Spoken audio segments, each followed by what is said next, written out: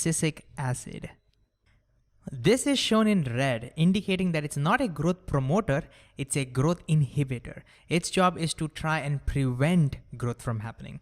And its major function, it again has many functions, but one of its major functions, what it's associated with, is the wilting of leaves. So people found that the leaves that fall on the ground, they have a high concentration of abscisic acid. So maybe that's the reason why leaves get cut down. It's this particular hormone that is responsible for that.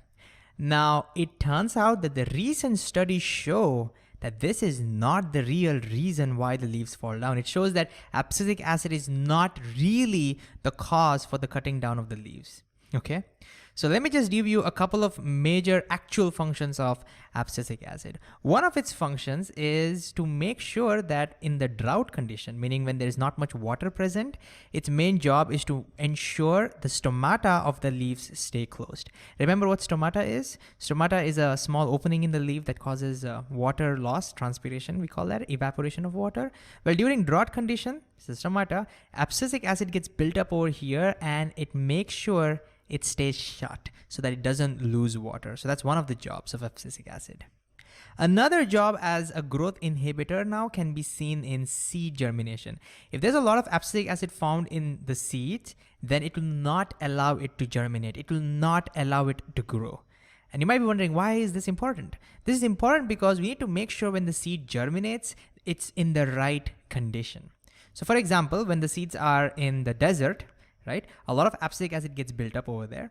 It doesn't allow it to grow. And when it starts raining, then the conditions are right. The rain washes the abscisic acid away. And once it gets washed away, then the gibberellin can start acting on it and can start making it grow. So abscisic acid is super useful as a growth inhibitor, even in the earlier stages of the plant growth. Anyways, fortunately or unfortunately, our NCERT, our syllabus has not picked up. And so in exams, you're still expected to write that the wilting of the leaves is caused by abscisic acid. And so that's what we need to remember. So again, the question now is, how do we remember this?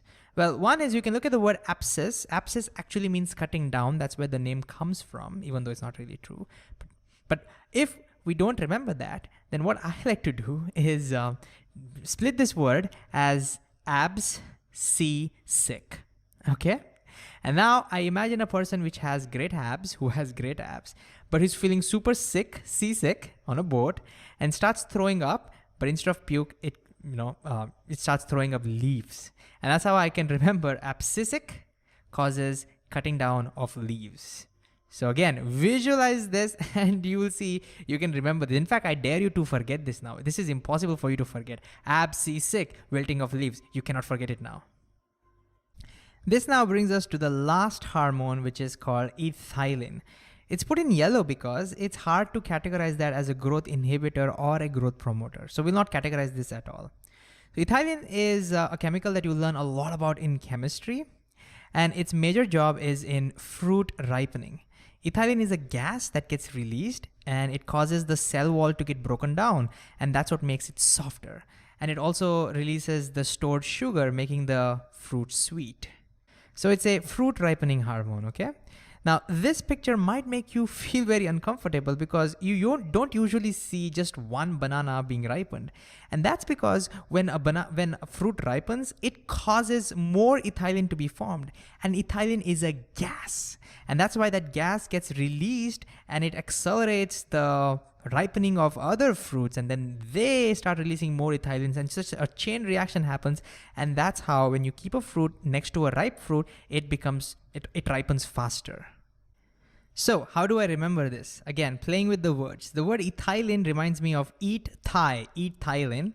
And so the story over here is I eat very spicy Thai food, which actually hurts my stomach. And as a result, I start releasing gas, and that gas starts ripening the banana. I'm really sorry about this dirty example, but I just couldn't come up with a better one to remember that ethylene is a gas and it's a fruit ripening hormone.